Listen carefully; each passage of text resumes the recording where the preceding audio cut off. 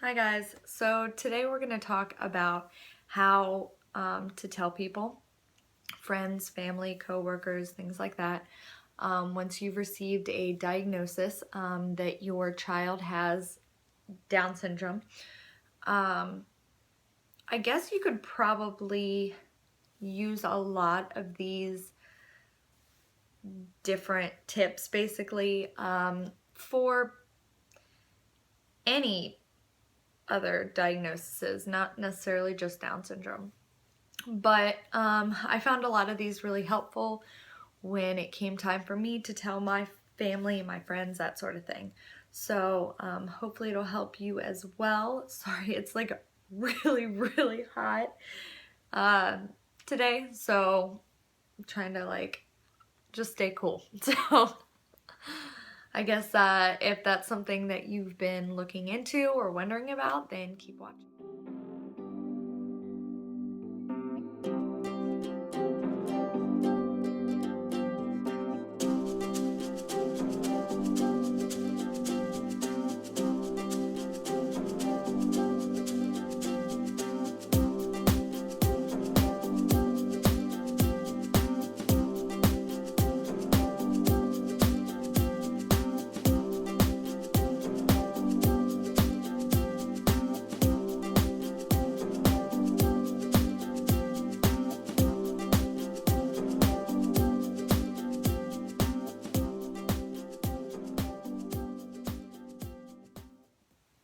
All right, so of course, after you've received a diagnosis like this, some of the first things that,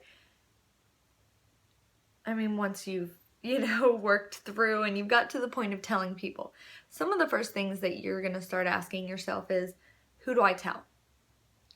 Friends, family, co-workers, you know, who do I tell and what order do I tell these people? Who do I feel comfortable telling? Who do I feel like it doesn't matter, doesn't need to know?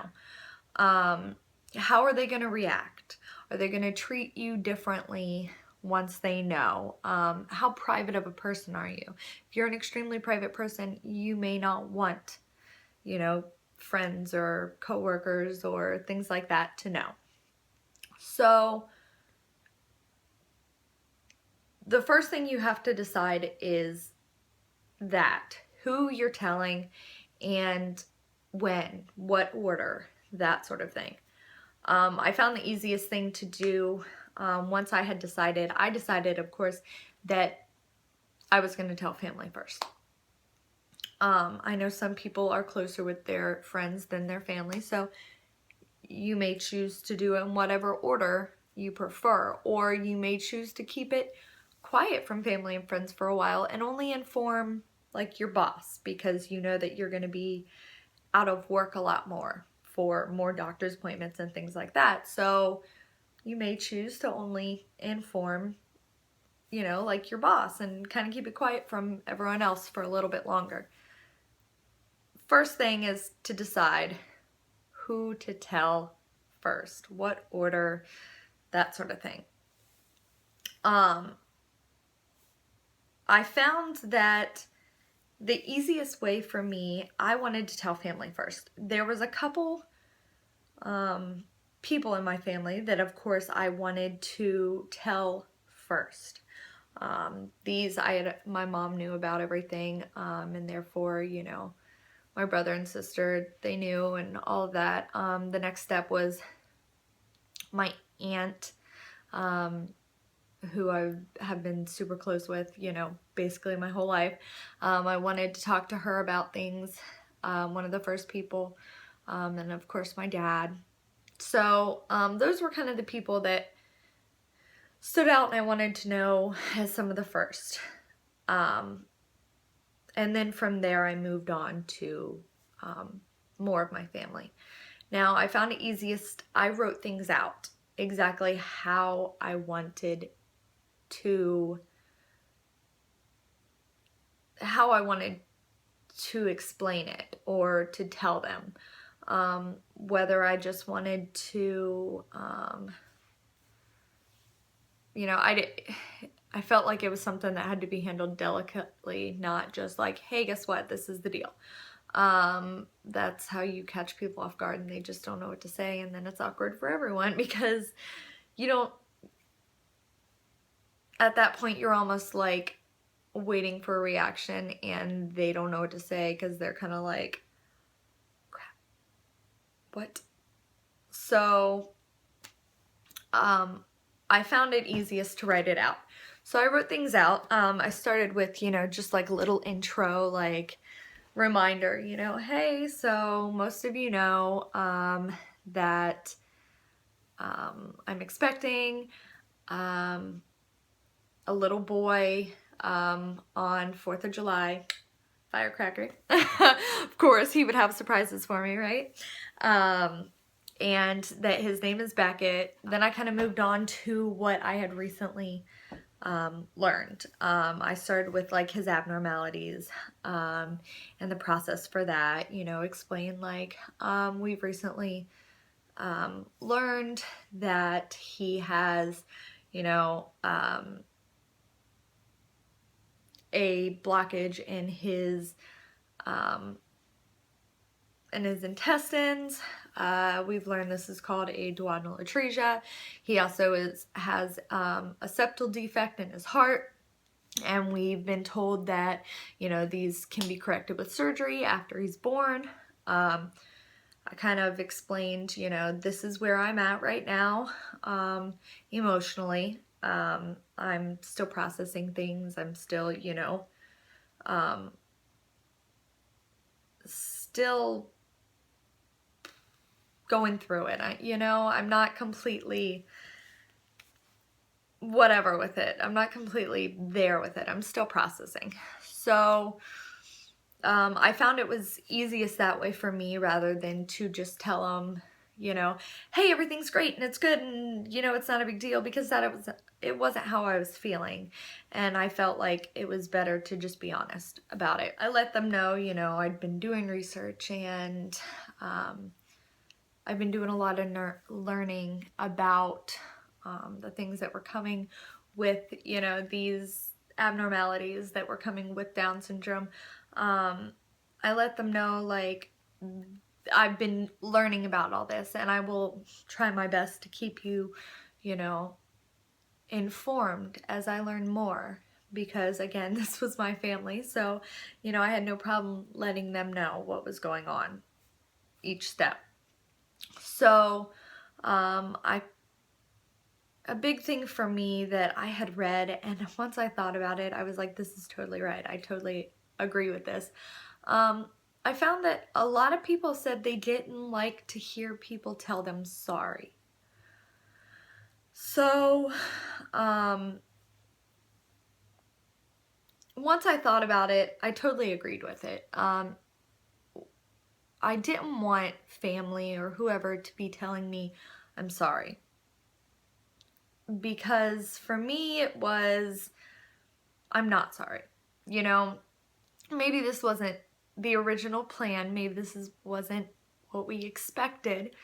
But he is the way he is for whatever reason. Whatever plan there is out there, we're going to embrace it. So I didn't feel sorry about it. It was hard, but I wasn't sorry that we were necessarily going through it. So I did put in there asking family to not tell me that they're sorry, because over time it could feel hurtful, and that I knew that wasn't their intention. So I put that in there. I also, you know, closed it out with, you know, a thank you for, you know, all your support and that sort of thing in there. So then you have to make a decision as to when you're going to tell them. You've decided who you're going to tell. You've decided what you're going to tell them. You need to decide when you're going to tell them. Do you want to wait until after the amniocentesis results come in so that you have that definite, yes, we know everything, this is all of it? Or do you want to tell them before the results come in? As far as, you know, like, hey, this is what we're dealing with. We may get this results back. So if I'm on edge, or, you know, if I'm going through some stuff, now you know why, because I'm waiting on this and this is what's going on. You know, it's your decision what is easiest for you. You may decide that, you know, you kind of want to deal with it privately until, you know, until a later date, until, you know, you may want to wait a few weeks or wait a few months so that you can kind of process it and kind of deal with it internally before you let the rest of the people in your life into it. The bottom line is you have to decide when you are ready. When you are ready to tell them. And I feel like nobody can judge you for that. You know, as long as you do it when you're ready, there's no judgment there, because, you know, everybody processes, everybody goes through things, you know, on their own time. So, you know, don't overwhelm yourself by rushing into it or feeling like, I just got these results, I have to tell everyone right now. Just do it on your own time. Next step, you have to decide, oh my gosh, so much, right? You have to decide where, or, you know, where and how, I guess I should say, you want to tell them. Do you want to tell them at home? Do you want to tell them at a small gathering? I find that it's easier to tell them more privately, not at like a big social gathering, because it could be, I don't know, it's hard, because then you've got distractions all over the place. You don't really have privacy. You know, you don't want to feel like they're not paying attention because there's all these other distractions, things going around. And they don't want to feel like they've been ambushed. So I find that I felt like privacy, you know, privately, for me at least, was something that was easiest in my situation. But you have to decide where you're going to do it, and then how.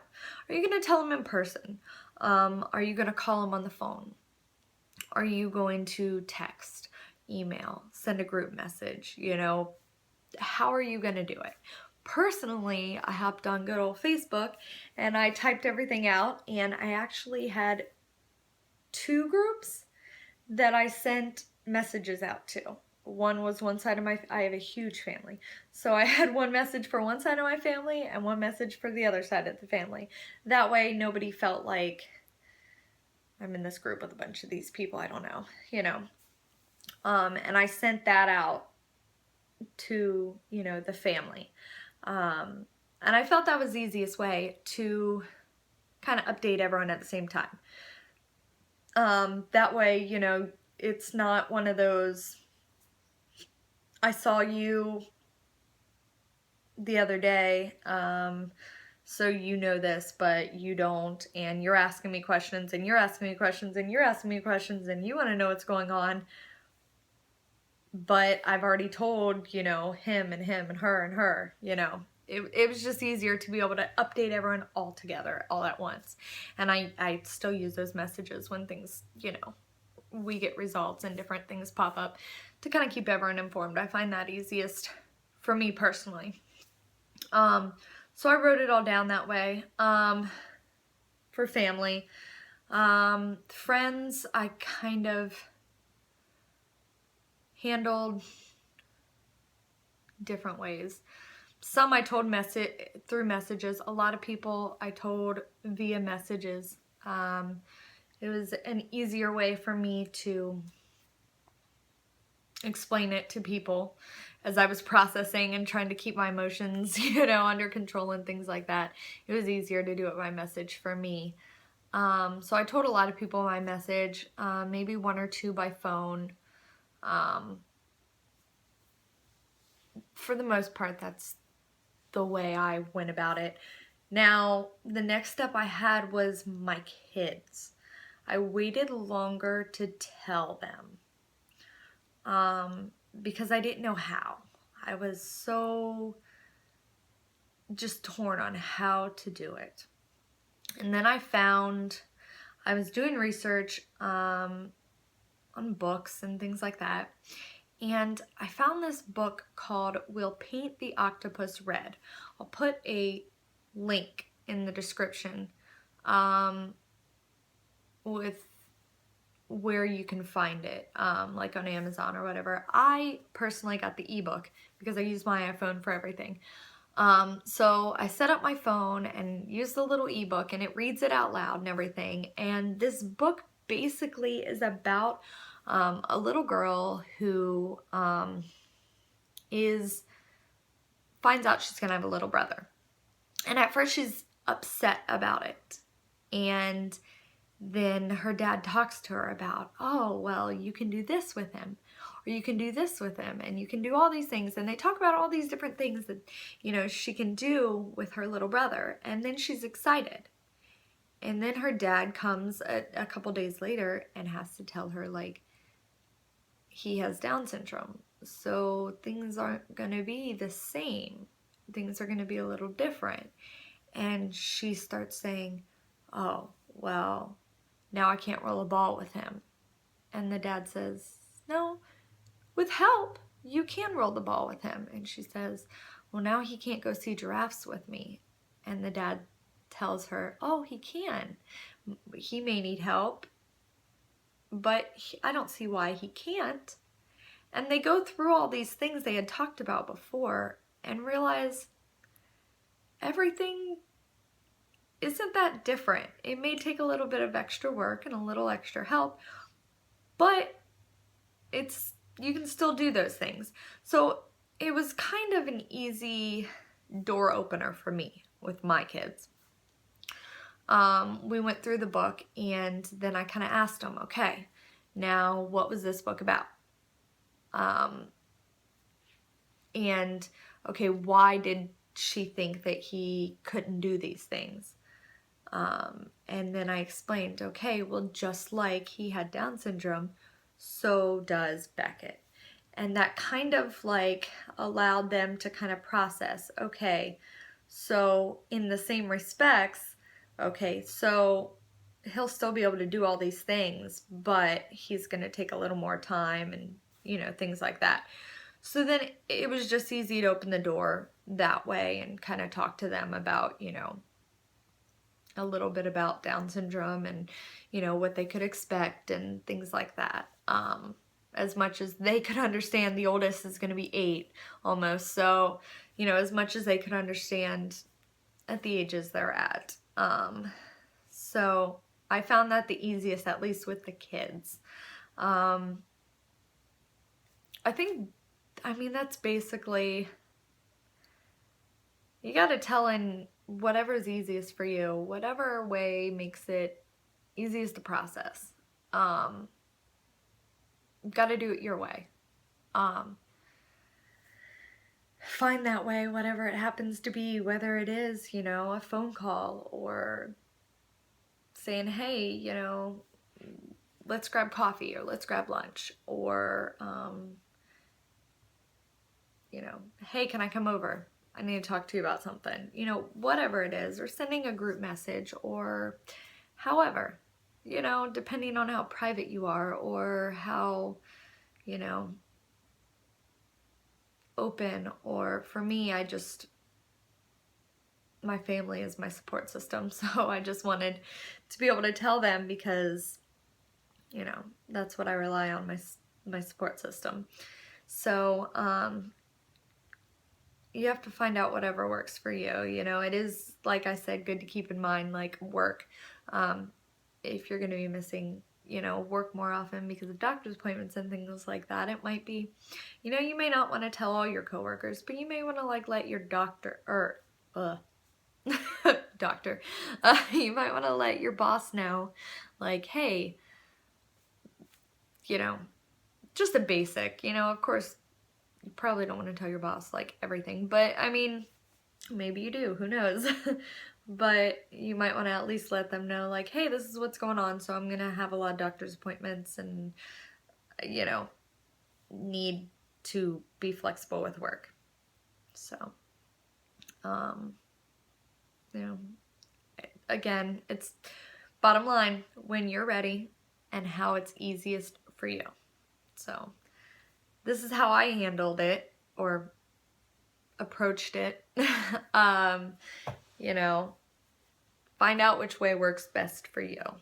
So that's all I really have for you on this. I guess, you know, if you have other suggestions, you know, pop them down in the comments.